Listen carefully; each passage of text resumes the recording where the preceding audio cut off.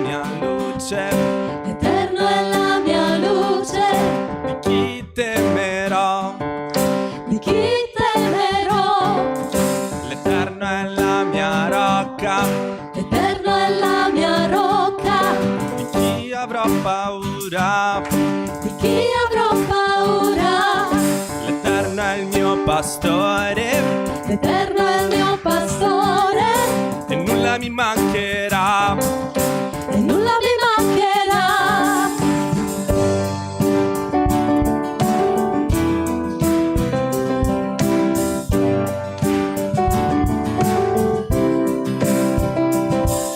L'Eterno è la mia luce, di chi temerò? L'Eterno è la mia rocca, di chi avrò paura? L'Eterno è il mio pastore e nulla mi mancherà. La forza della mia vita. L'Eterno è la mia luce, di chi temerò? L'Eterno è la mia rocca, di chi avrò paura? L'Eterno è il mio pastore e nulla mi mancherà. La forza della mia vita. Anche se mi troverò nelle prove, nelle difficoltà, mi rialzerà con il suo amore, la sua grazia mi sosterrà. La mia speranza è in te, Signore, ogni giorno ti invocherò. Nelle tue promesse confiderò, sempre sarai con me. L'Eterno è la mia luce, di chi temerò? L'Eterno è la mia rocca, di chi avrò paura? L'Eterno è il mio pastore e nulla mi mancherà. La forza della mia vita. Anche se mi troverò nelle prove, nelle difficoltà, mi rialzerà con il suo amore, la sua grazia mi sosterrà. La mia speranza è in te, Signore, ogni giorno ti invocherò. Nelle tue promesse confiderò, sempre sarai con me. Nelle tue promesse confiderò, sempre sarai con me. Nelle tue promesse confiderò, sempre sarai con me. Alleluia. Signore, conosciamo le tue promesse che sono sì e amen. La tua parola ne è piena, Signore. Questa mattina proclamiamo che noi crediamo nelle tue promesse, che tu sei l'Eterno e che sei luce. Signore, vogliamo dedicarti il nostro cuore questa mattina, aprire il nostro cuore, darti tutto di noi. Benedicici, Signore, siamo qui insieme per lodarti ed adorarti e questo solo vogliamo fare. Grazie, oh Padre, nel nome di Gesù. Amen. Alleluia. Grazie, Signore.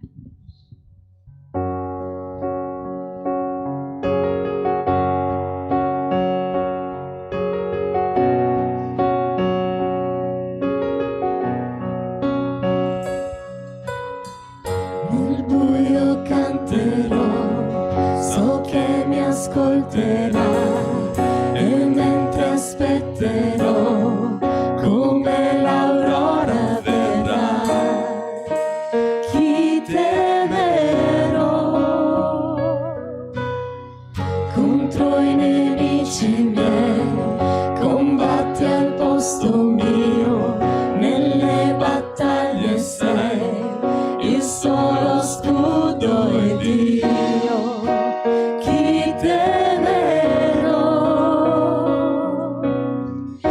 so chi mi difende e avanza insieme a me. L'armata del mio Dio è sempre accanto a me. Colui che è l'Eterno, migliore amico egli è. L'armata del mio Dio è sempre accanto a me. Non trovo forza in me, ma tu mi sosterrai. La mia salvezza in te, per me trionferà. Chi temerò? Chi temerò? Io so chi mi difende e avanza insieme a me. L'armata del mio Dio è sempre accanto a me. Colui che è l'Eterno, migliore amico egli è. L'armata del mio Dio è sempre accanto a me. Nessun'arma contro me potrà resistere a te. Ricorderò le promesse tue. Sei fedele, sei fedele. Nessun'arma contro me potrà resistere a te. Ricorderò le promesse tue. Sei fedele, sei fedele, sei fedele. Io so chi mi difende e avanza insieme a me. L'armata del mio Dio è sempre accanto a me. Colui che è l'Eterno, migliore amico egli è. L'armata del mio Dio è sempre accanto a me. Io so chi mi difende e avanza insieme a me. L'armata del mio Dio è sempre accanto a me. Colui che è l'Eterno, migliore amico egli è. L'armata del mio Dio è sempre accanto a me. L'armata del mio Dio è sempre accanto a me.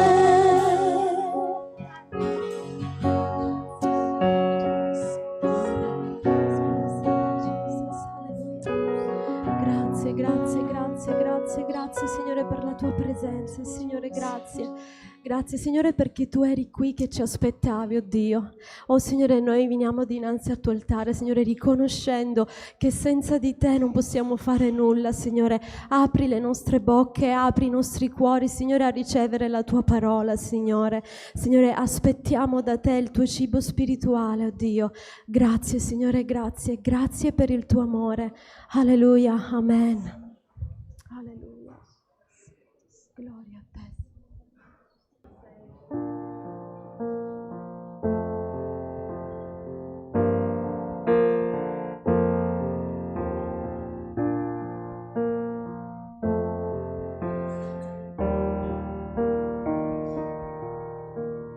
Quante domande dentro di me, cercavo risposte senza un perché.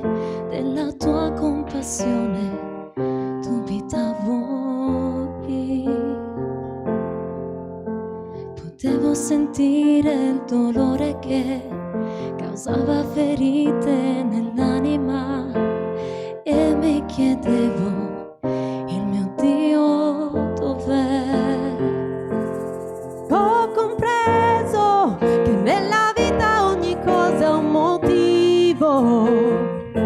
Mi hai rivelato che tutto coopera al bene e che alla fine poi tutto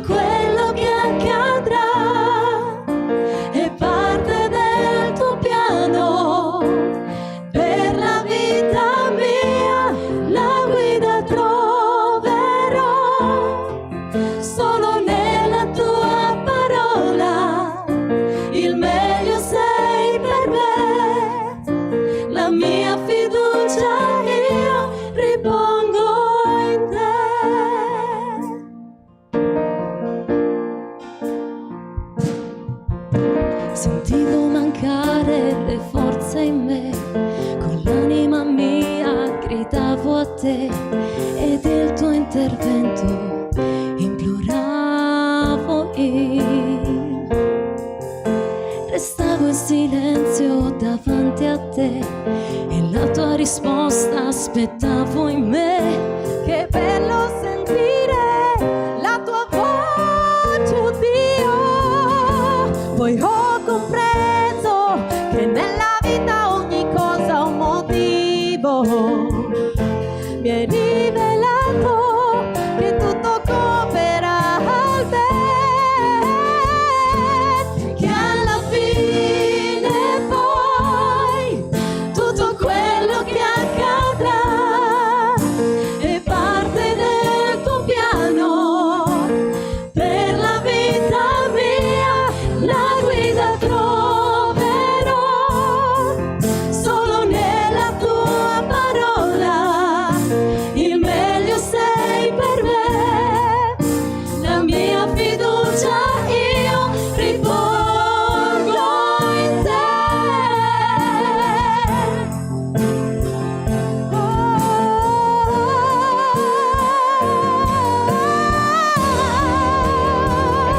E che alla fine poi tutto quello che accadrà è parte del tuo piano per la vita mia.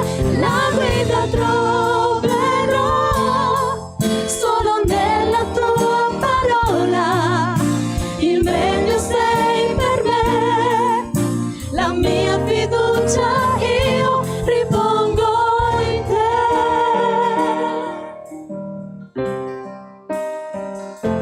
Solo in te.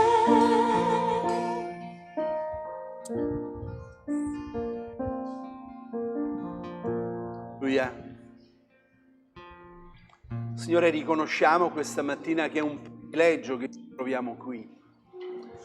Riconosciamo questa mattina che tu ci hai dato la grazia ancora di vedere un nuovo giorno, di aprire i nostri occhi, alzarci. Grazie per questa bellissima giornata che tu ci doni, Signore. Signore, siamo qui per offrirti il nostro culto, un culto individuale, personale, di adorazione. Riconosciamo, Signore, anche che questa mattina noi abbiamo questa libertà di poter venire qui in piena libertà. Questa mattina sicuramente ascolteremo dei nostri fratelli perseguitati nelle nazioni. Signore, non vogliamo questa mattina poter iniziare il nostro culto se non che possa continuamente, Signore, sostenerli in queste prove così difficili. Signore, noi sappiamo che tu sei vicino a quanti hanno il cuore rotto, come questa mattina tu sarai con noi, che hanno un problema. Signore, grazie perché la tua mano non si è accorciata. Tu sei lo stesso ieri, oggi e in eterno. E la tua parola ci dice che dove 2 o 3 sono radunati nel tuo nome, tu sei lì in mezzo a loro. E questa mattina noi siamo certi che tu sei qui in mezzo a noi e passeggi fra di noi. Questa mattina vogliamo chiedere allo Spirito Santo che possa guidare ogni cosa, questo culto, la lode, l'adorazione, che possa raggiungere il trono della tua grazia. Signore, per quanti sono per le prime volte in mezzo a noi o ci stanno ascoltando attraverso il video, Signore, ti chiediamo di benedirli, di fargli sentire quello che noi abbiamo sentito le prime volte che abbiamo sentito la tua voce nel nostro cuore. Abbiamo avuto l'annuncio del Vangelo, della buona novella. Signor Gesù, grazie che hai dato la tua vita per ognuno di noi, affinché noi avessimo vita e vita d'esuberanza. Grazie per questo culto. Padre, benedici dovunque, in qualunque luogo, in qualunque posto. Questa mattina si sta lodando e benedicendo il tuo nome. Grazie, Padre, nel nome di Gesù. Alleluia. Gloria a Gesù.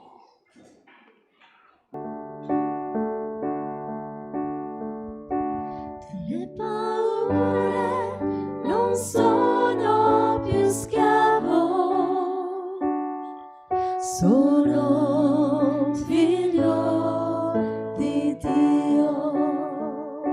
Nelle paure non sono più schiavo,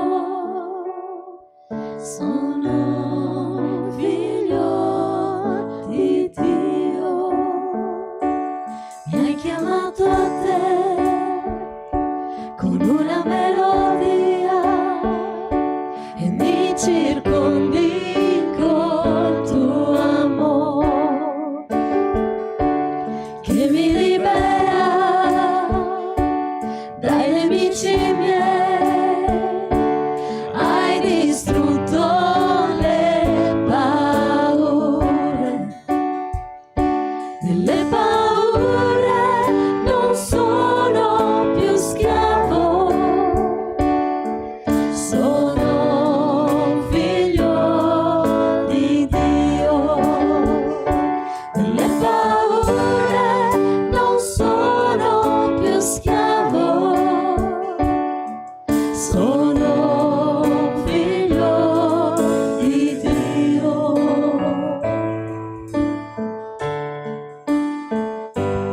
Tu hai scelto me dal grembo di mia madre, per nome tu mi hai chiamato.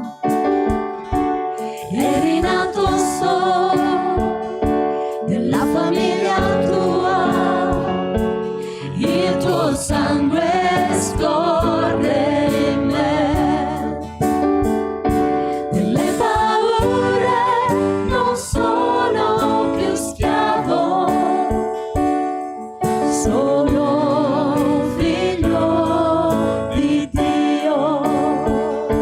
Nelle paure non sono più schiavo, sono un figlio di Dio.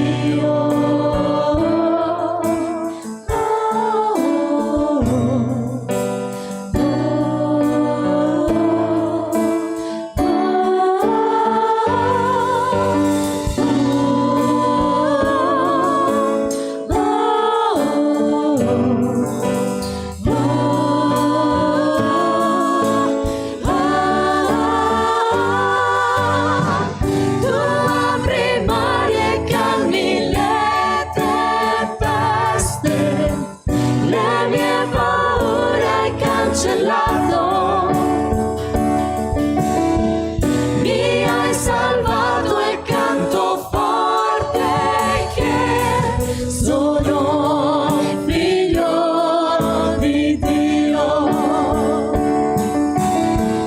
Tu apri mari e calmi le tempeste, le mie paure hai cancellato,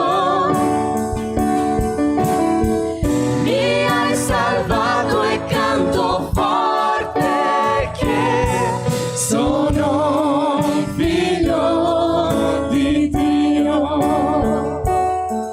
Sono un figlio di Dio. Sono un figlio di Dio. Le paure non sono più schiavo, sono un figlio di Dio. Delle paure non sono più schiavo, sono un figlio di Dio.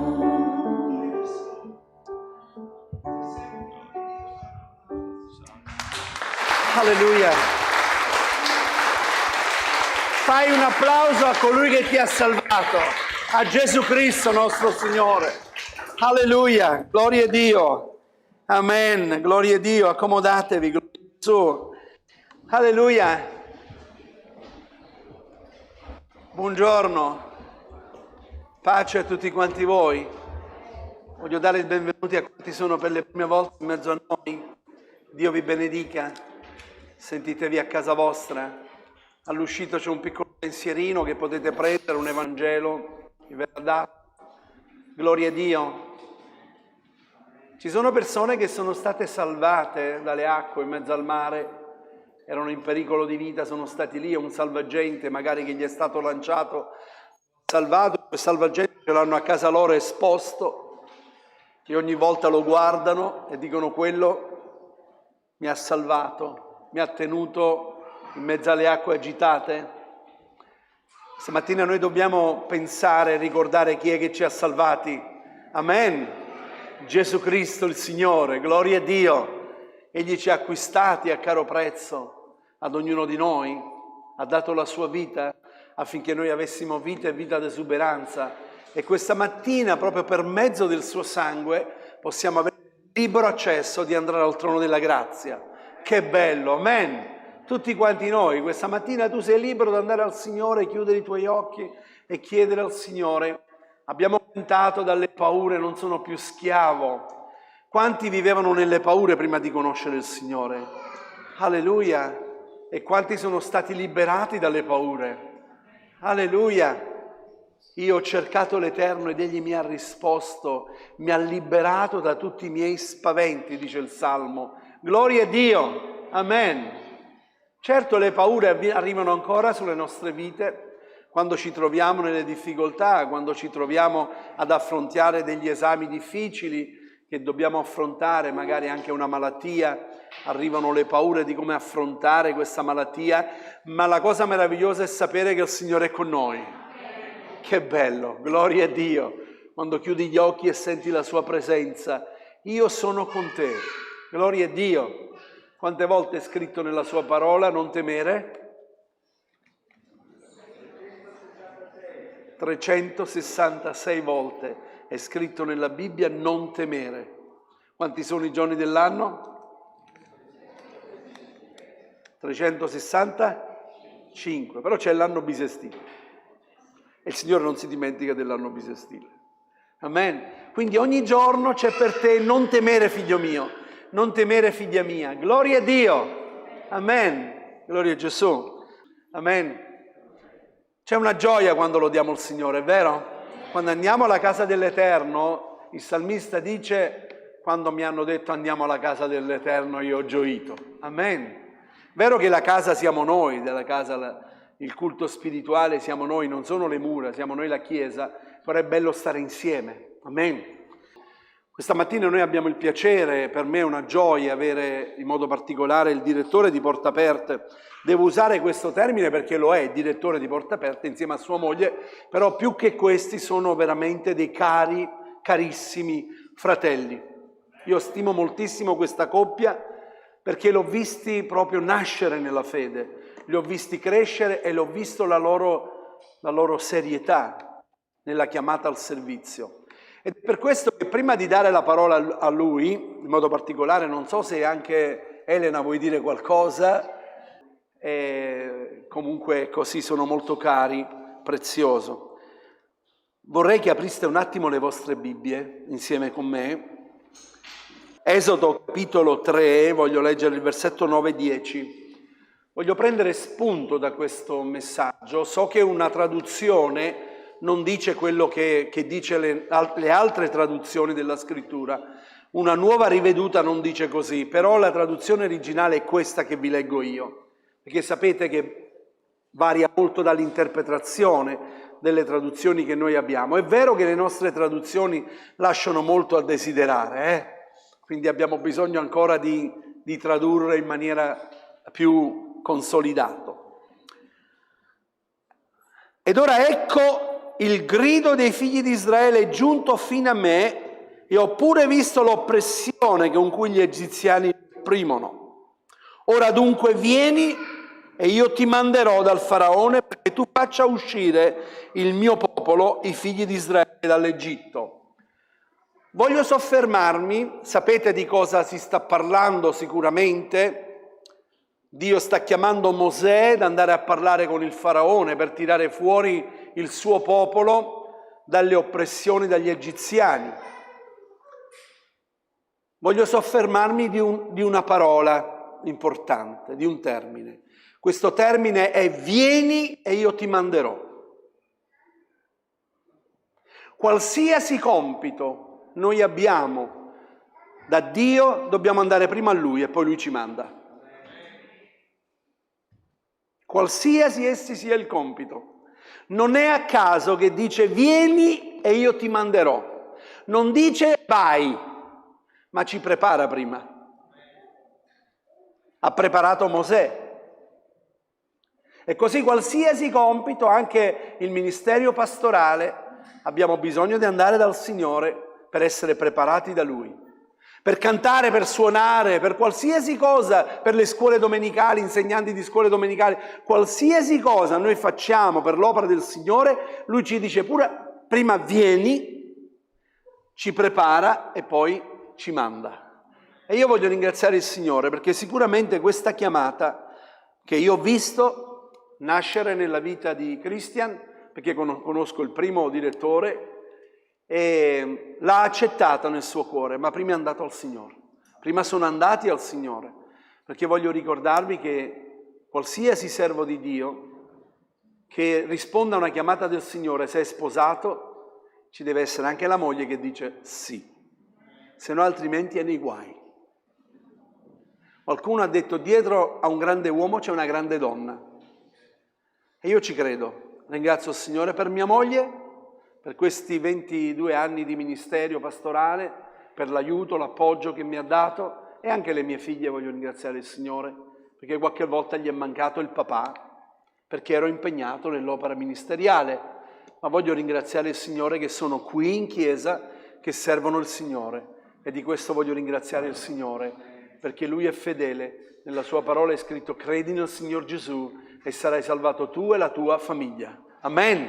Quindi vogliamo ringraziare il Signore. Sono certo, spendo solo queste parole, per coloro che hanno avuto i figli che sono nati e cresciuti nella fede, non vi preoccupate, abbiate pazienza, c'è un tempo per ogni cosa. Il Signore non vuole nessuno per forza, né vuole indottrinamento nella testa delle persone, ma il Signore vuole che la fede nasce dal cuore e quel seme che è stato piantato porterà frutto alla sua gloria. Ci sono persone come mio padre e mia madre che hanno aspettato oltre 30 anni perché un figlio si convertisse, ma è arrivato. Sono arrivati al Signore e si sono convertiti, e qualcuno ha aspettato ancora e lo sta vedendo oggi servire il Signore in questa chiesa. Amen. Dio è fedele, perché colui che ha iniziato un'opera buona in voi la porterà a compimento. Amen. Subito passo la parola al mio fratello Christian. Devo chiedere a tua moglie di venire, non so. Elena, vieni, dai, venite tutti e due. Gloria a Dio.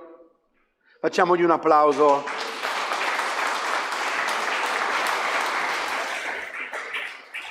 Tesoro. Tanto cara Elena, anche Christian. Sentitevi liberi, volete dare un microfono? Pace a tutti, sono sempre molto con voi, è una gioia stare insieme. Ricordo infatti Lino Cavone quella volta che mi ha detto devo chiedere a te se davvero vuoi essere al fianco di Christian in questa avventura. Non sapevo bene cosa mi sarebbe aspettato. Ok, così funziona. Non sapevo quale sarebbe stata l'avventura. E ringrazio il Signore davvero per questo, per l'opera, per la missione, per tutte le persone che ho conosciuto, per come davvero Lui ha aperto le porte. Ho sorelle che mi scrivono da tutto il mondo. Io ringrazio davvero per questa opportunità il Signore. E mi ricordo che prima di fare il passo del battesimo ho sentito una voce che diceva: io ti metterò sopra una moltitudine. Io ma sono io che ho sentito questa voce, il Signore sta parlando. Poi con il tempo, vedendo che non ho potuto avere figli, mi chiedevo quale fosse. Invece davvero ho visto i frutti che il Signore mi ha permesso di vedere attraverso l'esperienza che abbiamo fatto con i giovani. Ci sono molti giovani qui che per me sono come figli, perché davvero abbiamo trascorso dei momenti stupendi insieme, delle avventure, abbiamo dei sabati evangelizzato, abbiamo giocato, abbiamo riso insieme. E sono parte davvero di me, del mio cuore, di questa moltitudine che il Signore ha messo davanti a me. E sono felice perché ho visto anche i frutti dei giovani, anche della nostra Chiesa che sono in missione. E quindi attraverso la missione, attraverso la Chiesa, attraverso questa grande famiglia che il Signore mi ha dato, davvero ho visto cose stupende. Ringrazio il Signore per questo. perché davvero siamo parte di una famiglia che va oltre l'estremità della terra e oltre la nostra famiglia carnale. E quindi gloria a Dio per questo, gloria a Dio per ciascuno di voi.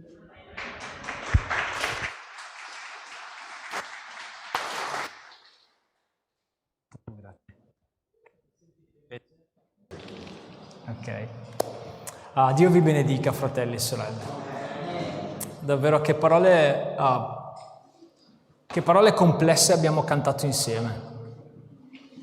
Come è importante cantarle insieme. C'è una fede che viviamo personalmente, c'è una fede che possiamo vivere solo comunitariamente, solo insieme. Perché a cantare certe cose, a fare certe affermazioni davanti a Dio, se non ci siete voi attorno a me, io non le farei. Io non potrei raggiungere lì il cammino dove mi ha messo il Signore senza sapere che c'è la Chiesa attorno a me, senza sapere che la mia fede non è solitaria, non può esserlo, ma si esprime nel corpo di Cristo come Chiesa, come gruppo, come comunità, come famiglia. Questa è una gioia, anche perché il Signore dice vieni, com'era? Vieni, ti mando, non è detto che torni. Vieni, ti mando, non è detto che torni. Di sicuro a Lui ci vai, non è detto che torni a casa. Per molti la chiamata missionaria o la chiamata che il Signore dà nella sua vita è una chiamata senza condizioni, ad ogni costo, per tutta la vita, per sempre, compresa l'esistenza, la vita stessa. E questo a noi fa paura, ma a Lui no. Perché? Perché Lui ci vuole con sé per sempre. Prima, dopo, questa è una cosa che dobbiamo noi trattare, ma Lui ci avrà con sé per sempre. In pace, Apocalisse parla, non ci sarà più morte, non ci sarà più lacrime, non ci sarà più notte. Noi staremo in pace per sempre, in amore completo, in gioia piena con Lui. Amen. Io voglio questo, io voglio arrivare lì. Meno amen, è chiaro, è naturale. Io ti ringrazio, Pastore, grazie Chiesa per il tempo che mi dedicate, che ci date, questo spazio, perché mi è stato anche chiesto di fare una cosa che mi emoziona ancora di più, che è quella di presentare un libro che ho scritto. Oggi vorrei fare questo insieme. Ci sarà una piccola parte di presentazione del libro, poi una parte in cui voglio portarvi in un paese dove la missione ha operato grazie al vostro aiuto. E poi ok, allora se puoi mandare il PowerPoint. Innanzitutto credo che se parte, perché come oggi sono arrivato si è spento il computer, quindi è un messaggio per innanzitutto mettiamo solo un puntino, no? Su qualcosa di evidente e semplice. Porte Aperte è una missione che sostiene i cristiani perseguitati, questo è conosciuta in questo modo, ma in realtà l'obiettivo è quello di ognuno di noi, estendere la gloria di Dio. Questa missione è stata chiamata a farlo nei luoghi più ostili al Vangelo, attraverso il sostegno della Chiesa perseguitata, però lo scopo è sempre e solo quello, uguale qui, uguale all'estremità della terra, cioè estendere la sua gloria. Siamo stati fatti per quello. Siamo stati fatti a sua immagine e somiglianza per coprire la terra. Così dice Genesi, ok? Noi ci abbiamo messo il nostro in mezzo, per questo tutto quello che viviamo, ma lo scopo è sempre quello, mostrare la gloria di Dio, mostrare Dio al mondo. E quindi noi lo facciamo nei luoghi dove c'è più ostilità al Vangelo, sostenendo i nostri fratelli affinché possano essere luce lì. Vai pure avanti. Questo è il libro che devo presentarvi oggi. Ho il piacere, non devo. Sì. È stato un rischio scrivere questo libro, nel senso non per me, ma è la prima volta che si parla della realtà delle chiese clandestine, quindi dei credenti nascosti in Afghanistan. L'Afghanistan è il paese ad oggi dove è più pericoloso essere cristiani, non si può esserlo apertamente, di certo non trovate librerie, non trovate chiese, non esistono chiese nel senso di edifici, non ci si può riunire e lo si fa di nascosto. Alla luce di tutto quello che ha vissuto l'Afghanistan in questi decenni, il mondo crede che questo sia il numero di cristiani là dentro. 0. Nessuno. In realtà non è così. C'è una chiesa clandestina che si muove nei meandri della società e che ha vissuto nel tempo una crescita in migliaia di uomini e donne che hanno dato la loro vita a Cristo tra gli afghani. Quindi afghani, musulmani che danno la vita a Cristo. E questo significa pagare un prezzo elevatissimo, un costo elevatissimo, con la loro stessa vita per molti di loro in questa scelta. Il libro parla di questo, ma lo fa attraverso una straordinaria avventura di una persona che ho conosciuto, che si chiama Nasiri. È un'avventura pazzesca, la storia sembra, cioè, solo Dio fa questi copioni, solo Dio riesce a mettere insieme questi script, questi copioni per le nostre vite, perché Nasiri è un uomo che fu al centro anche di una tensione nascosta internazionale, okay, che lo portò ad essere tolto dall'Afghanistan e portato in un paese europeo. Vi dico solo questo. Io l'ho incontrato in questa capitale europea, sono andato lì per stare dei giorni insieme a lui e per ascoltare la sua storia, per raccogliere informazioni, documenti da parte del governo e poi lettere e ovviamente ascoltare la sua storia. Quindi l'ho intervistato, ho gli audio della sua storia e abbiamo passato questi giorni insieme.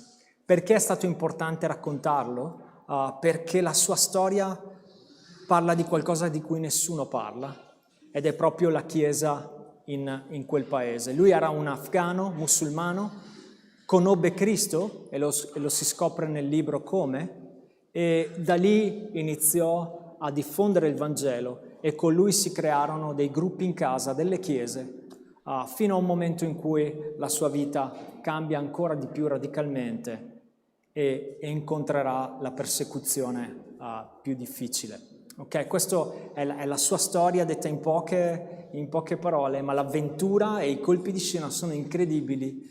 La storia è verificata e risale a 10 anni fa. 10 anni fa ho incontrato quest'uomo, lo definirei un eroe frangibile, anche se lui la parola eroe faticava ancora anche solo a capirla.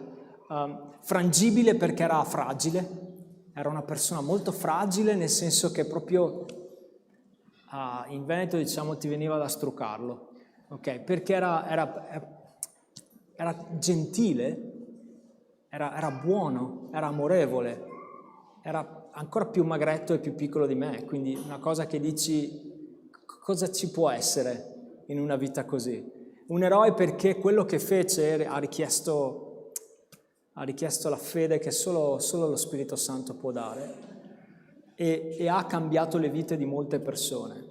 Quindi un eroe frangibile che ha portato Cristo in posti dove non ci sono. Si sono battezzati mujahideen a causa di quello che il Signore ha fatto attraverso di lui. E sono grato a Dio perché al tempo, poi quando ho messo insieme questa storia, ho chiesto se avrei potuto raccontarla in qualche modo, se si potesse insomma pubblicarlo, e non lo scrissi ma raccontai semplicemente qual era la storia e in Open Doors dissero non si può, in Porte Aperte dissero non è il momento, è troppo rischioso, ci sono persone là collegate e questo non è decisamente il momento. Ho lasciato questa storia in un cassetto, ma era sempre costantemente dentro il mio cuore. Incontrare quella persona, come molti altri, qui in Italia e anche in terre di persecuzione, nei viaggi che ho fatto, mi hanno fatto innamorare di più di Cristo. Nasiri è uno di questo. E lui mi ha spinto, la sua storia continuava a spingermi a fare un passo di più nell'andare dove il Signore mi mandava, e dicendo sono disposto a, ti dico sì Signore, non capisco, non vedo, ma ti dico sì. E grazie a uomini e donne, per quello vi dicevo prima, senza di voi, senza la Chiesa, la mia fede non cresce, non sarebbe cresciuta. È uguale con lui, che è Chiesa per me, e mi spinse ovviamente a innamorarmi ancora di più di Gesù, e la sua storia è rimasta dentro il mio cuore. L'anno scorso, nel 2021, questa storia era ancora lì dentro di me. Ho parlato con Elena e lei me l'ha detto in veneto duro, però io ve la racconto bella, ok? Scrivilo, cioè scrivilo per te, butta fuori questa storia e tienilo per te, ok? Quindi abbiamo fatto un po' di vacanza in montagna, ho preso dei giorni in più di vacanza e ho scritto questo libro, però non poteva essere pubblicato.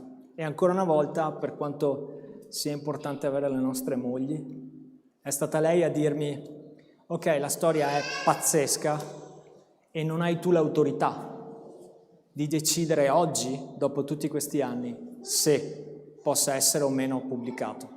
Quindi fai prendere questa decisione a chi può, cioè ripassa ancora attraverso Open Doors, attraverso Porte Aperte, e abbiamo iniziato questo procedimento che è durato qualche mese, perché il libro è andato nelle mani di coloro dei nostri che lavorano in queste aree, nell'Asia centrale, nelle aree molto difficili nella zona dell'Afghanistan, Pakistan, eccetera, dove con partner locali cerchiamo di lavorare. E dopo un'analisi del testo mi hanno chiesto di cambiare dei nomi, delle date e dei luoghi senza alterare la storia. Vi confesso, abbiamo dovuto omettere alcuni avvenimenti. La storia è esattamente quella. Nasiri non si chiama Nasiri, i luoghi sono diversi, ma la storia è quella, la testimonianza è quella. E alla fine mi hanno detto: pubblicalo.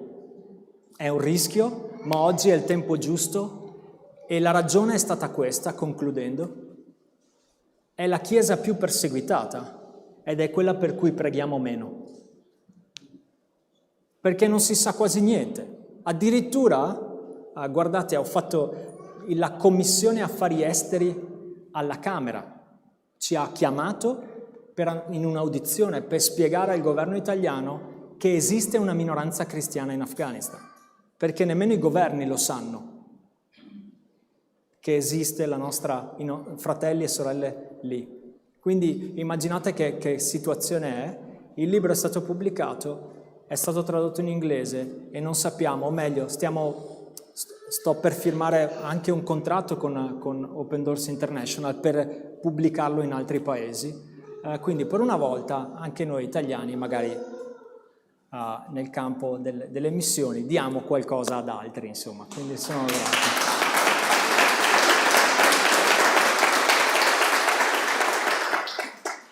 Quindi tutto questo per dire che poi ci sarà là il libro e che è peccato non comprarlo, giusto? Ok. Guardavo lui per cercare nella Bibbia se c'era in qualche modo. Cosa ho imparato da questo? Ha a che vedere con quello che abbiamo cantato. Ha a che vedere con il fatto che nella debolezza il Signore manifesta la sua potenza. Io voglio sconfiggere le mie debolezze, il Signore le usa per esaltare la sua forza. Sono due dinamiche, due tensioni che dobbiamo vivere e va bene così. È una tensione che viviamo, è salutare. Io vorrei superare la debolezza, Lui usa la debolezza per esaltare il suo nome. Vorrei vincere la malattia, Lui usa la malattia per esaltare il suo nome. Sì, io vorrei che nessuno dei miei fratelli e sorelle morisse nel campo missionario, Lui usa persino quello per avvicinare altri a Lui. Sono tornato da poco, riunione dei nostri responsabili, abbiamo dedicato 30 minuti in silenzio guardando un PowerPoint con nomi che giravano di nostri collaboratori, fratelli, membri della missione, che sono mancati solo nel 2021, per dare la propria vita a Cristo e darla veramente, a causa dei posti dove lavoriamo. Tutte quelle persone sono in pace con Lui. E ancora mi sfugge perché io preferirei di no.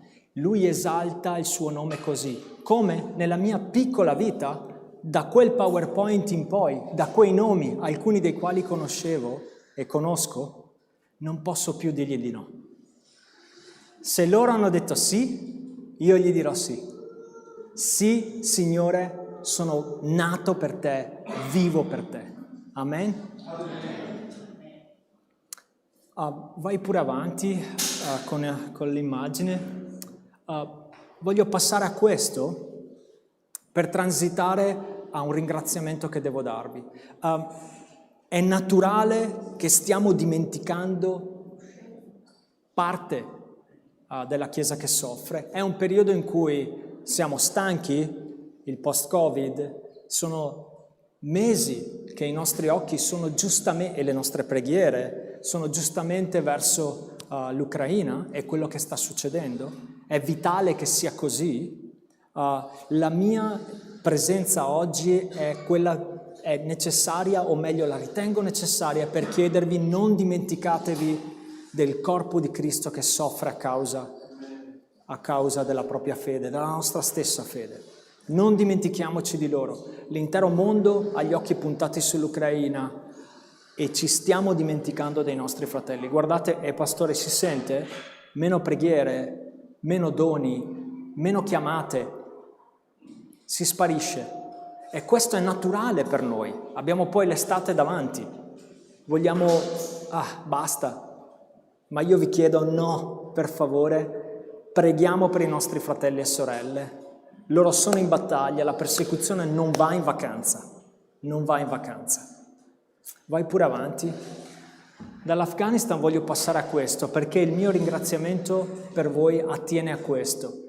La crisi afghana dell'anno scorso ha creato altri centinaia di migliaia di profughi, di gente che scappa. Tra loro c'è una chiesa profuga, fratelli e sorelle che scappano, anche dall'Afghanistan sono scappati, o da paesi vicini, ma si trovano in paesi che perseguitano i cristiani, in campi profughi dove la maggior parte magari sono musulmani e loro sono ex musulmani, in un campo profughi di musulmani in un paese musulmano che odia i cristiani. Capite che sono situazioni complesse. Una delle situazioni più vissute è che poi si spostano ulteriormente e arrivano ancora di nuovo in Siria. Con voi voglio fare un salto indietro nel tempo. 2010, questo è il pastore George, pregano gruppo di pastori sui tetti delle case della Siria per un risveglio nel popolo musulmano. 2010 la Siria stava abbastanza bene, si poteva andare in vacanza lì, i cristiani dovevano stare attenti, non si poteva evangelizzare, non si poteva fare queste cose, però erano tollerati fino a un certo punto, ok? Era un bel paese, ve lo ripeto, Aleppo, una città meravigliosa, Damasco, dove andare in vacanza, eccetera. Nel 2010 c'è questa preghiera dei pastori: Signore, risveglia i cuori dei musulmani di questa nazione. Vai pure avanti. Nel 2011 scoppia la guerra civile. Un paio di ragazzi fanno dei graffiti su un muro contro il regime di Assad. Li prendono, li sbattono in carcere, forse ce la siamo dimenticata questa storia, li sbattono in carcere, li trattano veramente male. Si parla di torture, ok, a sti ragazzini, per fargli capire che non si fa. Da lì nascono manifestazioni, le manifestazioni si trasformano in tumulti, la polizia va contro e nasce una guerra civile tra fratelli dentro la Siria. Questa guerra civile inizia a essere a porta aperta per terroristi di ogni risma, Al-Qaeda, Al-Nusra, altre formazioni estremiste entrano nel paese e lavorano su questo. La Siria diventa un colabrodo o quasi totalmente distrutta in molte città, vai pure avanti, nasce l'ISIS. Sembra 100 anni fa. Quella è la famosa N che mettevano sulle case dei cristiani. Conquistavano una parte della Siria e dell'Iraq e poi mettevano una N su casa tua, che eri cristiano, e ti davano 24 ore per andare via oppure ti uccidevano sul posto. Le storie di quello che è successo le ricordiamo, decapitazioni, gente lanciata dai palazzi, delle cose allucinanti e aberranti a uomini e donne. Vai pure avanti. In questo periodo, quando nasce l'ISIS e tutto il resto, vi ricordo che il pastore George, il 2010 era stato nominato pastore, quindi lui, il suo pastorato è stato dal 2010 ad oggi. Ok, quindi ha visto il suo paese andare verso la guerra civile, poi l'ISIS, la distruzione totale. Nel 2014 fondiamo o aiutiamo le chiese a diventare dei centri di speranza. C'era l'ISIS, c'era la guerra civile, c'erano le bombe e il Signore parla ai nostri cuori come missione di creare dei centri di speranza, cioè le chiese come luce per la nazione. E troviamo uomini e donne che dicono sì, noi ci stiamo. George, molti altri, moltissimi altri, meno conosciuti. Quella ragazza lì ha, allora, la vostra sinistra, ok? È la moglie di un nostro collaboratore, anche lei è una nostra collaboratrice. E lei, diciamo, con il marito decidono nel 2014 noi rimaniamo, ok? Noi rimarremo. Potevano, come moltissimi giovani e meno giovani, scappare dal paese e invece rimangono per servire il Signore, perché il Signore ha detto vieni, ti mando. Rimangono nel paese e servono centinaia, migliaia di uomini e donne nel paese. Prima i cristiani, ma poi all'improvviso bussano alle porte musulmani. Non lo avrebbero mai fatto in passato.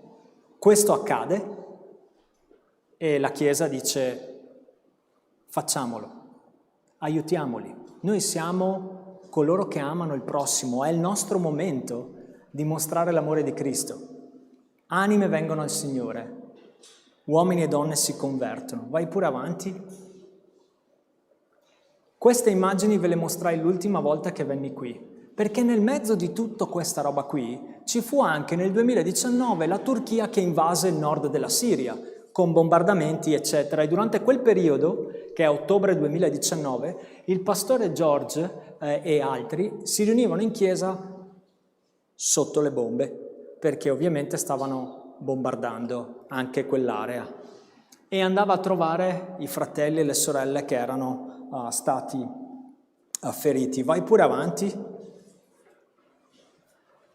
Nel 2020 lo invitiamo in Italia a venire a parlare, siamo a gennaio, a venire a parlare alla Camera dei Deputati della situazione dei cristiani. Presentiamo la mappa della persecuzione alle istituzioni e il pastore George deve venire. Ma 4 settimane prima mi suona il telefono e mi dicono abbiamo un problema, hanno rapito il pastore George.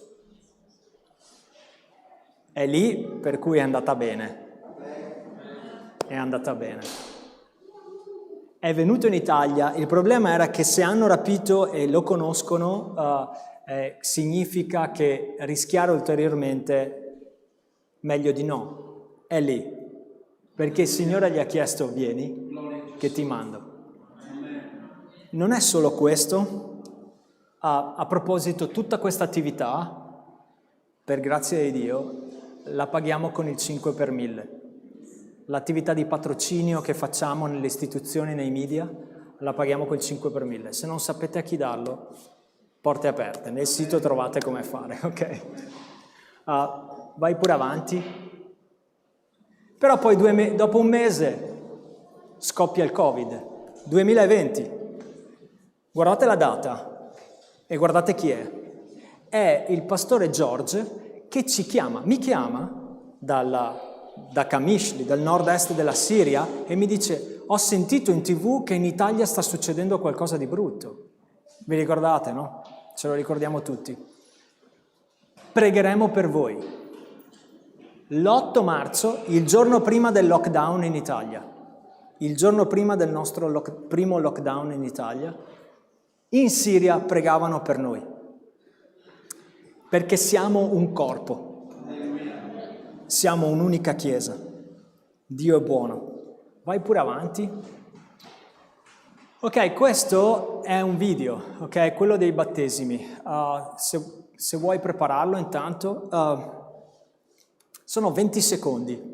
Perché quello che vi dicevo, il fatto di essere lì e dire sì al Signore, ha portato un risveglio, e questo ce l'avete sentito dire più volte, nel mondo islamico, che mai si era sperimentato prima nella storia dell'Islam. Quindi centinaia di uomini e donne vengono a Cristo grazie alla testimonianza di fratelli e sorelle che vivono lì. E sono tutte persone, quando puoi mandalo pure, sono tutte persone che pagheranno e pagano un prezzo elevatissimo per... non ce la fai? Se no non è necessario, perché di fatto sono questi fratelli che danzano in cerchio.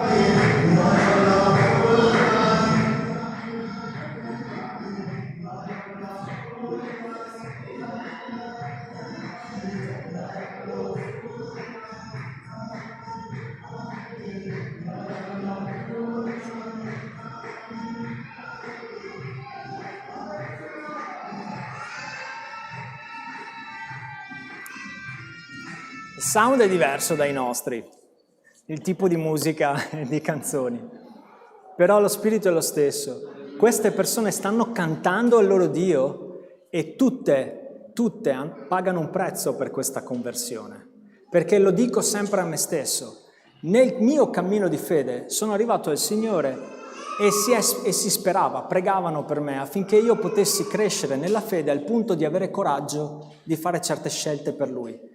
Loro non hanno questo lusso, quando fanno il passo per Cristo il coraggio ci deve già essere, che è esattamente come era per la Chiesa primitiva e dovrebbe essere così per noi, Il nostro Dio ci può chiedere ogni cosa perché ogni cosa viene da Lui, amen. Vai pure avanti. Ok, questo... ve lo leggo, non serve mandarlo. È sempre il pastore Giorgio, me l'ha mandato 5 giorni fa.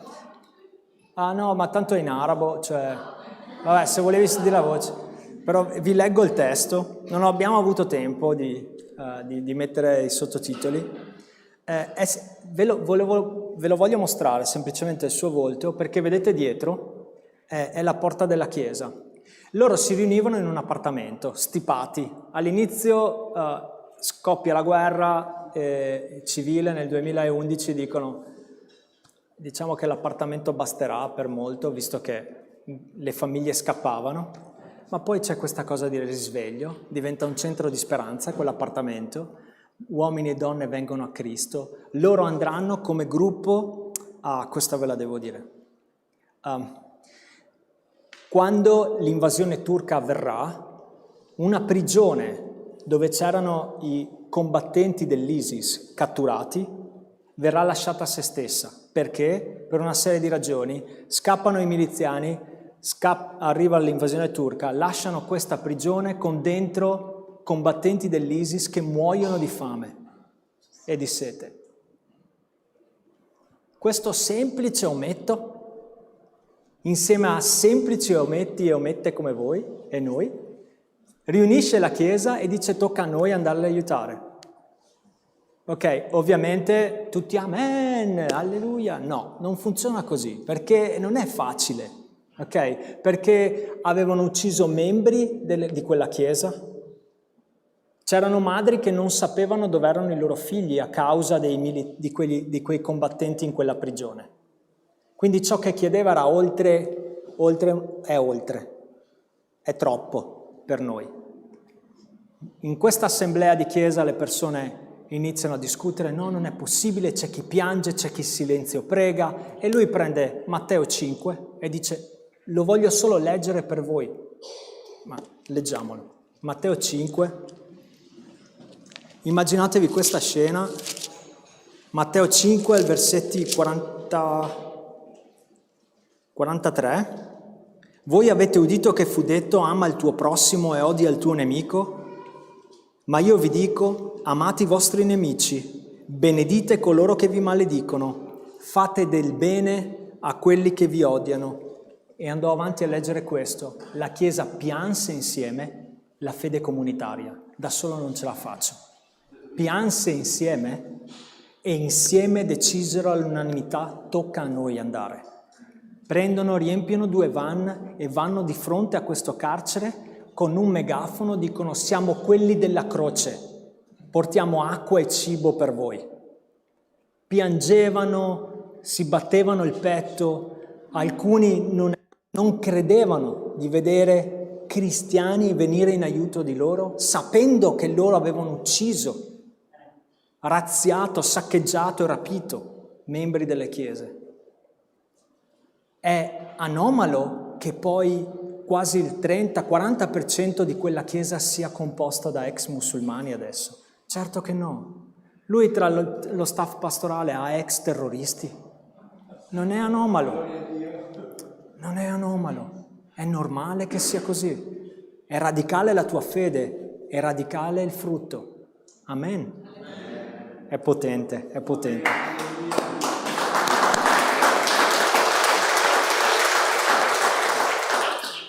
Questo video diceva semplicemente questo, perché nel frattempo, siccome è cresciuto troppo, abbiamo detto: trasformiamolo in un vero centro di speranza, costruiamo un edificio. Peccato che le autorizzazioni non le diano in quel paese, ma il Signore ha aperto una porta e c'è l'autorizzazione, si è costruito un edificio e questo è il giorno in cui apriranno le porte alla Chiesa, perché è troppo grande e sta crescendo e quindi c'era bisogno di trasformarla in qualcosa di più visibile. Visibile in un periodo in cui il 31 maggio, 10 giorni fa, il 31 maggio, hanno bombardato una chiesa non distante, rapiscono ancora cristiani, ma se vuoi essere luce, tu devi essere posta in un posto dove ti vedono. Questa è la visione semplice che ha dato e lui dice: possa il Signore ricompensarvi con la sua bontà e darvi la sua grazia. Grazie ancora dal profondo dei nostri cuori per tutto quello che avete fatto per questa comunità, per essere una luce in mezzo a questo mondo oscuro. Una chiesa che è un faro per dissipare le tenebre. Abbiamo tutti bisogno di essere luce in questo mondo. Come ha detto il nostro Signore, voi siete luce del mondo. Grazie ancora dal profondo del mio cuore. Che Dio sia con voi per tutto quello che ci avete donato in preghiere, incoraggiamenti e fondi. Punto. Quanti anni è che sostenete questa chiesa, questa missione, voi come chiesa? Quanti anni? Io non lo so, non ero ancora nato. Da quando abbiamo aperto la chiesa? 22 anni, quindi non ero ancora nato.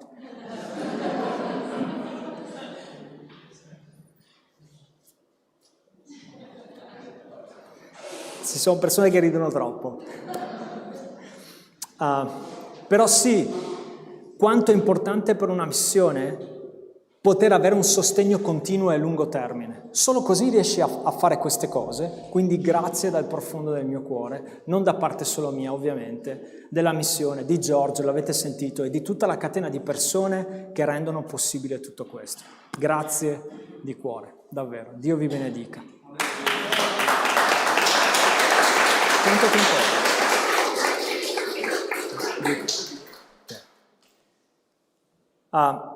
vorrei portarvi un semplice messaggio dalla parola di Dio adesso, anzi vorrei chiedervi, siccome vi ho addormentato, di alzarci in piedi.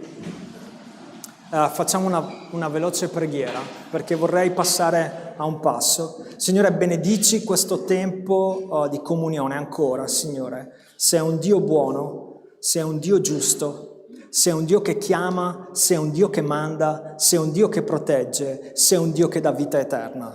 Oh, Signore, che questa certezza sia nel cuore di tutti noi quest'oggi. Benedici e cura, Signore, lì nelle parti più difficili del nostro essere. Te lo chiedo nel potente nome di Gesù. Amen. Amen. Grazie. Grazie, sedetevi pure. Secoli fa Sant'Agostino disse questa cosa qui. Quanti signori è costretto a servire colui che non serve l'unico vero Signore. Non male. Lui si riferiva ovviamente all'imperatore di turno, si riferiva agli idoli del tempo, si riferiva all'ideologia, alle comodità, al sentimento per certe persone, che può diventare un idolo, ai piaceri, agli istinti, eccetera, eccetera. Una schiera di padroni che serviamo più serenamente e a cui resistiamo meno rispetto al Signore unico, a Gesù. Allora, la domanda che vi pongo oggi e pongo a me stesso è: quale re deciderai di seguire? O se preferisci, quale Signore deciderai di servire? Durante un'intervista a fratello Andrea, ormai aveva 88 anni, gli chiesero come volesse essere ricordato. E chi lo intervistava disse: vuoi che sia scritto sulla tua lapide il contrabbandiere di Dio? Perché è il libro con cui divenne famoso quest'uomo, no? Contrabbandando Bibbie oltre la cortina di ferro. Lui disse: no, non voglio essere ricordato così. Preferirei essere ricordato come l'asino che portava Gesù a Gerusalemme, perché l'unica cosa veramente buona che ho fatto nella mia vita è portare Gesù. Sì, mi piace. Detto da un uomo di 88 anni che ha dato la sua vita al Signore, diciamo totalmente. Andiamo al passo dell'ingresso trionfale di Gesù. Andiamo a quel passo a cui un po' allude fratello Andrea, e cioè al passo in cui veramente c'è Gesù che sopra un asino entra a Gerusalemme. Marco 11, dai versetti 1 all'11. Dice: quando furono giunti a Gerusalemme, a Betfagè e a Betania, presso il Monte degli Ulivi, Gesù mandò 2 dei suoi discepoli dicendo loro: andate nel villaggio che è di fronte a voi. Appena entrati troverete legato un puledro d'asino, sopra il quale non è montato ancora nessuno. Scioglietelo e conducetelo qui da me. Se qualcuno vi dice: perché fate questo? Rispondete: il Signore ne ha bisogno e lo rimanderà subito qua. Essi andarono e trovarono un puledro legato a una porta, fuori sulla strada, e lo sciolsero. Alcuni tra quelli che erano lì presenti dissero: che fate? Perché sciogliete il puledro? Essi risposero come Gesù aveva detto, e quelli li lasciarono fare. Essi condussero il puledro a Gesù, gettarono su quello i loro mantelli, ed egli vi montò sopra. Molti stendevano sulla via i loro mantelli e altri delle fronde che avevano tagliate nei campi. Coloro che andavano avanti e coloro che venivano dietro gridavano: Osanna, benedetto colui che viene nel nome del Signore, benedetto il regno che viene, il regno di Davide, nostro padre, Osanna nei luoghi altissimi. Gesù entrò a Gerusalemme nel Tempio e dopo aver osservato ogni cosa attorno, essendo già l'ora tarda, uscì per andare a Betania con i 12. Amen. Marco capitolo 11, versetti 1-11. È l'ingresso trionfale di Gesù a Gerusalemme. Fu il compimento di un sacco di profezie. Qui veramente ci si può predicare anni, perché molte cose vengono compiute. E alcuni teologi dicono, e se ci pensate, fu un evento con una potenza simbolica enorme, anche nel senso che Gesù effettivamente, il passo lo dice, arriva, fa questo ingresso trionfale, entra nel Tempio, si guarda un po' attorno e poi va via. Che uno dice: e dunque? Perché serviva quell'evento per compire, perché le persone potessero vedere che profezie si stavano compiendo. E certo non tutti capirono, anzi pochi capirono, forse nessuno capì la portata e forse tutt'oggi non capiamo la portata di quell'evento. Tutti i Vangeli ne parlano, fu un evento che evidentemente colpì il cuore dei discepoli e fu in primis una prova di fede per i discepoli che erano con lui. Abbiamo letto, ne manda 2, ok? Ne manda 2 spiegando loro per filo e per segno che cosa sarebbe successo. Vai lì, troverete il puledro, eccetera, eccetera. Gesù ci chiede questo, ci chiede: vieni, ti mando, io so dove, per te è ignoto, ti devi fidare. È semplice, è il cammino del discepolo, ok? E in questa semplice passo biblico, in questa rappresentazione, vediamo, ti mando, non sei solo, vi mando in due, non sei solo perché io sono con te, tranquillo, io so gli step che ci sono, tu fai un passo verso l'ignoto. Quanti vogliono fare un passo verso l'ignoto? Ne chiama due perché il cristiano solitario non è un ideale biblico, è un ideale che nacque dopo, anche tutti i movimenti monastici furono una cosa che viene dopo, ok? Ma non è l'ideale, diciamo, biblico che Cristo prevede. Alcuni, giocando, teologi moderni, dicono che il movimento monastico moderno è quello in casa con i video YouTube da solo, ok? Non chi non può, ma chi vuole così perché dice così non c'ho la pezza degli altri fratelli attorno che non mi piacciono, che non mi trovo bene, che non, eccetera. Ok? Senza il fratello e la sorella, la tua fede non può essere esercitata. I limiti, i difetti, i talenti del tuo fratello e della tua sorella servono a te per crescere nella fede nel Signore. Il corpo di Cristo funziona così. Funziona così. Gesù dimostra preconoscenza. No? Gli dice vai là, anche dopo, quando c'è l'ultima cena, un paio di capitoli dopo, gli dirà vai là, riservami quel posto, eccetera. Lui dimostra preconoscenza, è Dio. Di nuovo, ti chiama a un passo verso l'ignoto. Tranquilla, tranquillo, lui sa. Lui sa ogni step. E offre autorità. Offre autorità a questi discepoli di chiedere nel suo nome e di ottenere delle cose nel suo nome. Un'autorità che genera una catena di fede. C'è chi chiede nel nome del Signore e c'è chi ascolta nel nome del Signore e agisce. Perché c'è anche bisogno di chi ascolta nel nome del Signore, altrimenti le cose non accadono. Siamo molto più inclini a focalizzarci sui discepoli che ricevono l'autorità perché vorremmo sperimentare sempre noi questo. No? Ricevo l'autorità del Signore, vado e chiedo o faccio nel nome del Signore. È semplice, è naturale che sia così per noi, perché per noi autorità ha a che vedere con il controllo e il potere, con l'averlo, ok? Con Gesù ha a che vedere con la stessa cosa, però col rilasciarlo, col delegarlo. Io vi do, ok? È un esercizio che dobbiamo imparare. È un esercizio che dobbiamo... In questa nazione abbiamo un master su come non farlo, su come non rilasciare autorità, non rilasciare controllo, non rilasciare potere sugli altri. Ed è tremendo questo perché il Signore lo chiama e ci chiama a questo, perché ci chiama ad ascoltare anche chi chiede nel suo nome. E queste persone che ascoltarono e diedero libero accesso a un asino, che alcuni dicono è come se arrivasse uno straniero e ti chiedesse la tua auto. No, non è così. L'asino al tempo era molto di più di un mezzo di trasporto.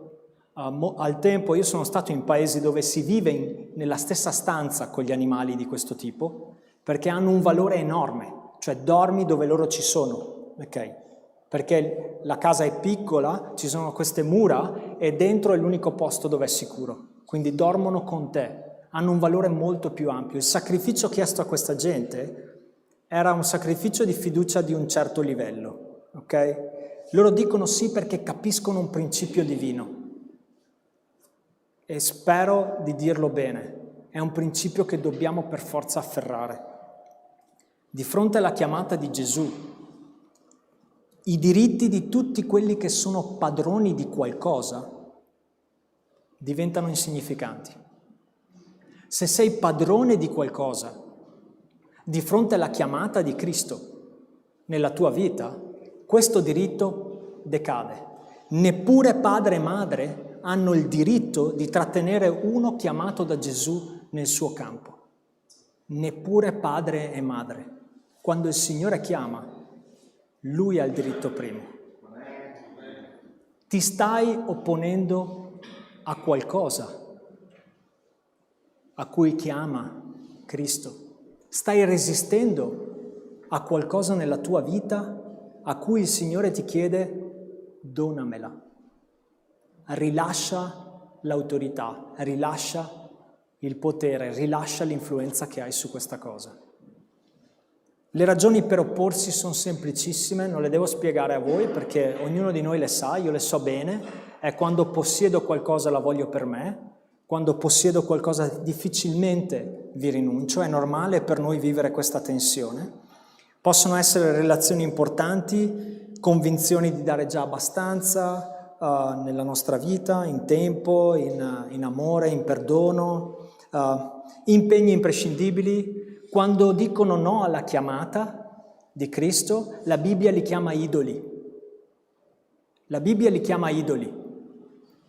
Quando queste cose resistono, ci pongono in una posizione di resistenza alla chiamata di Cristo, sono degli idoli. È semplice così. Siamo inginocchiati di fronte a una roba di legno, ci frustiamo, quelle robe che fanno ancora in certe parti del mondo, e stiamo facendo la stessa roba. Resistiamo alla sua richiesta. Facciamoci un post-it e mettiamocelo sul freezer di casa nostra. Ti stai opponendo a qualche richiesta del nostro Signore? Mettono i mantelli sopra perché Lui ci possa salire. Bello, è un gesto e un sacrificio che fanno. Donano qualcosa. Altri buttano i mantelli per terra. È un segno di adorazione. Un conquistatore andava, accolto in questo modo, che arriva sopra un asino. Molti sacrificarono qualcosa quel giorno, ok? Il mantello, il tempo, forse la reputazione nel dire osannare questo tizio che arrivava su quest'asina. Molti sacrificarono qualcosa.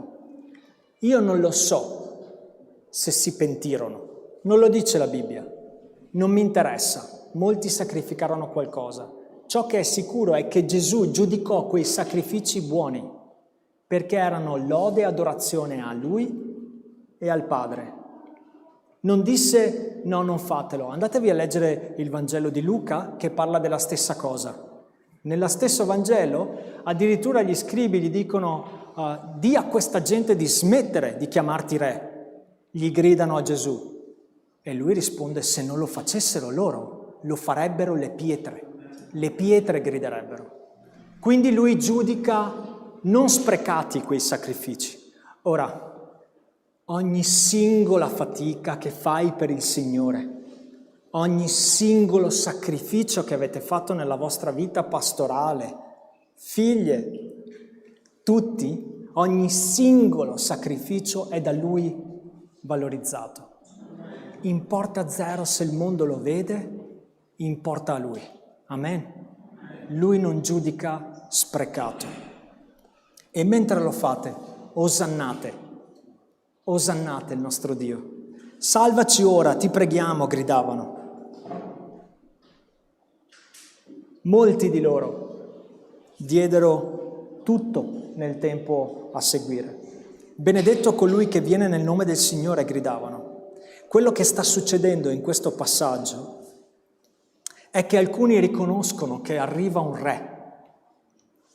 Entra un re in un ingresso trionfale nella città di Gerusalemme. Non capivano tutte le implicazioni, non le capivano tutte, non capivano ciò che stavano gridando. E dai, non le capiamo a volte certe canzoni che cantiamo.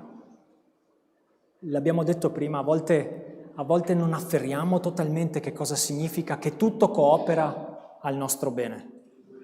Ci sono periodi della nostra vita in cui diciamo no, questo non può cooperare al bene, non lo capisco. Lui lo sa, quelle parole sono vere. La matematica e la visione di tutto questo ce l'ha Lui chiara. Il piano è chiaro nelle sue mani e tutto coopera al bene di coloro che lo amano. È così. Anche se non capiamo tutte le implicazioni, cantiamolo, offriamoci a Lui, Lui sa, Lui ci accompagna, Lui ci insegna, Lui ci forma, Lui ci accompagnerà e ci renderà capaci di farlo. Amen? Ora vorrei semplicemente in conclusione che provassimo ad andare là con loro. L'abbiamo analizzato un po' velocemente il passo, ma provassimo ad andare fisicamente là, a quel momento. Immaginate Gesù in groppa a questo asino che scende dal Monte degli Ulivi, da est, entra dalla porta d'Oriente, dalla porta est. Più o meno nello stesso momento dall'altra parte, a ovest, Pilato arriverà nella città di Gerusalemme. Pilato, il prefetto di Giudea, autorità dell'impero romano, entrava dalla via maestra, dalla via principale. Immaginate da una parte a ovest Pilato e la marcia sontuosa dei soldati romani, le armature lucidate, la pelle brunita, i cavalieri sui loro cavalli, possenti, lo stendardo con l'aquila imperiale che guida la processione. Immaginate i piedi dei soldati, gli zoccoli dei cavalli che percuotono il terreno mentre si aprono un varco nella folla dei pellegrini, perché quando arrivano si apre un varco, non occorre nemmeno dirlo, si aprono perché arriva questa sontuosa cavalleria. Che dimostrazione di potenza e di autorità. L'intera città all'istante lo sa che arrivano perché vibra il terreno. Il rappresentante dell'imperatore che marcia per prendere il comando della città. A ovest Pilato il prestigio, il potere, l'autorità economica, politica e l'autorità militare. A est Gesù, un prestigio, un potere e un'autorità radicalmente diversi che molti faticano a comprendere. A ovest il regno del mondo arriva, con i suoi idoli, i suoi inganni, con il suo terrore e il suo dominio. A est arriva il regno di Dio, con la sua libertà, la sua giustizia, il suo amore per gli ultimi. Il profeta Zaccaria, secoli prima, dipinse a parole questo evento con queste parole. Esulta grandemente, o figlia di Sion, manda grida di gioia, o figlia di Gerusalemme. Ecco il tuo re viene a te, egli è giusto e vittorioso. Umile, in groppa a un asino, sopra un puledro, il piccolo dell'asina. Io farò sparire i carri da Efraim, i cavalli da Gerusalemme e gli archi di guerra saranno distrutti. Sentite, egli parlerà di pace alle nazioni. Il suo dominio si estenderà da un mare all'altro e dal fiume sino all'estremità della terra. Non è un messia guerrafondaio, ma è un messia che sfida gli idoli e gli inganni del tempo. La sua non è una processione militare, come quella dall'altro lato della città. Mentre la macchina da guerra romana faceva il suo ingresso trionfale a ovest, ecco giungere a est una marmaglia di ultimi, reietti, bimbi vestiti di stracci, uomini e donne dei più normali, dottori, artigiani, tutti insieme in un cocktail di umanità, di fronte al seguito del principe di pace. Questa fu la scelta che quel giorno in groppa all'asino Gesù presentò al popolo, presentò ai leader religiosi e Gesù presenta oggi a ciascuno di noi. Quale re deciderai di seguire? Quale Signore deciderai di servire? Il principe di pace o il principe di questo mondo? Non c'è una terza via. Il principe di pace o il principe di questo mondo? Se non hai ancora deciso chi servire, oggi è il giorno giusto.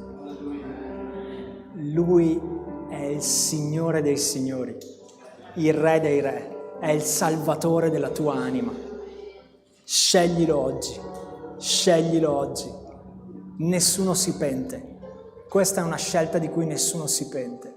E se invece hai già deciso e ami già Cristo Gesù, ma ti stai opponendo a qualche richiesta per te, è il giorno giusto per fare pace con te stessa, con te stesso, e rilasciare a Lui il controllo di questo. Lui è buono, Lui è amore, Lui sa il meglio per te. E se lo ami, ma ti stai opponendo a sue specifiche richieste su altri, su persone su cui tu hai influenza o hai addirittura potere, e le stai allontanando dal suo sì, dal loro sì a lui, oggi è il giorno giusto per rilasciare a lui questo potere, questa influenza. Lui sa cosa è il meglio. Amen. Quale re deciderai di seguire?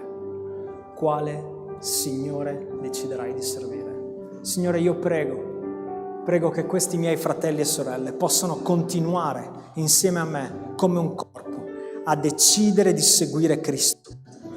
Signore, dona loro la forza, Signore, il coraggio, la capacità, Padre, la visione necessaria per fare un passo verso l'ignoto, Signore, un passo verso di te, Padre.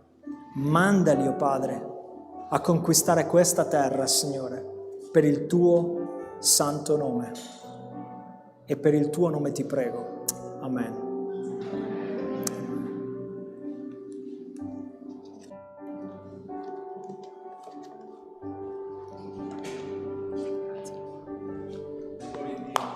Alleluia. Vogliamo alzarci in piedi, per favore? Alleluia. Gloria a Gesù. Signore, ti ringraziamo per la tua parola, il nostro cuore. Signore, fa che realmente riconosciamo che tu sei l'unico che possiede la nostra vita nelle tue mani. Che non siamo possessori di nulla, Signore. Non vogliamo possedere nulla, perché questo diventa un'idolatria. Noi ti ringraziamo per tutto il beneficio che tu hai per noi. Ti ringraziamo per le nostre case, ti ringraziamo per il lavoro, ti ringraziamo per i nostri figli. Ti ringraziamo, Signore, anche se abbiamo un'auto. Ti ringraziamo che nei nostri frigoriferi non manca nulla. Signore, ti ringraziamo per la luce, per l'acqua. A volte non sappiamo apprezzare le piccole cose che tu, Signore, continuamente ci dai. Grazie anche per la salute che siamo qui questa mattina. Grazie, Signore. Ma vogliamo dirti, Signore, che ogni cosa riconosciamo che ci viene da te. Tu ci hai chiamati, Signore, a servirti. Ci hai tolti da un mondo che non ti conosce e ci hai chiamati ad essere luce e sale della terra. Sì, Signore, quella luce proprio del mio vicino, del mio amico, del mio collega di lavoro, nel posto di lavoro dove io sono, che tanti, Signore, non ti conoscono, pur avendo un nome di cristiano, ma non hanno ancora sperimentato te nella propria vita. Fa che noi possiamo illuminare ciò che è dentro di noi, cioè te, Cristo Gesù, il nostro Signore. Colui che ha cambiato, ha trasformato la nostra vita, ha dato un futuro alla nostra vita. E noi ti ringraziamo, Signore, perché sappiamo che sia che viviamo, sia che moriamo, siamo tuoi. Signore, grazie per quello che abbiamo sentito per i nostri fratelli che sono perseguitati. Grazie perché tengono alto malgrado tutto la bandiera di Gesù Cristo, la bandiera della fede. Signore, ti preghiamo per i loro figli, perché non sanno comprendere perché vivono in una famiglia dove hanno messo e hanno rischiato la propria vita, dove i genitori muoiono per il tuo nome, Signore. Ti preghiamo affinché anche loro siano protetti da te. Signore, fa che questa Chiesa possa continuare a benedire e a sostenere quest'opera, i nostri fratelli che vivono in un mondo perseguitato. Signore, grazie per questo culto, grazie per Christian, Elena, Signore. Continua a benedirli, Signore, sostenerli, incoraggiarli, fortificarli, farli crescere nella fede. Signore, tu sai quello che il loro cuore desiderano. Ti ringraziamo, siamo onorati di avere dei fratelli così. Grazie, Padre. E continua ancora in questo giorno, in questa giornata, Signore, fa che possiamo ancora parlare di te. Benedici i nostri cibi che prenderemo, Signore, in questo giorno. Grazie perché tu hai provveduto, Signore. Signore, tutti questi libri che saranno venduti per la tua gloria, Signore, perché saranno per l'avanzamento del tuo regno, affinché possano ancora essere di benedizione per gli altri. Grazie, Padre, nel nome di Gesù. Amen. Amen. Dio ci benedica, buona domenica a tutti quanti voi, buona domenica.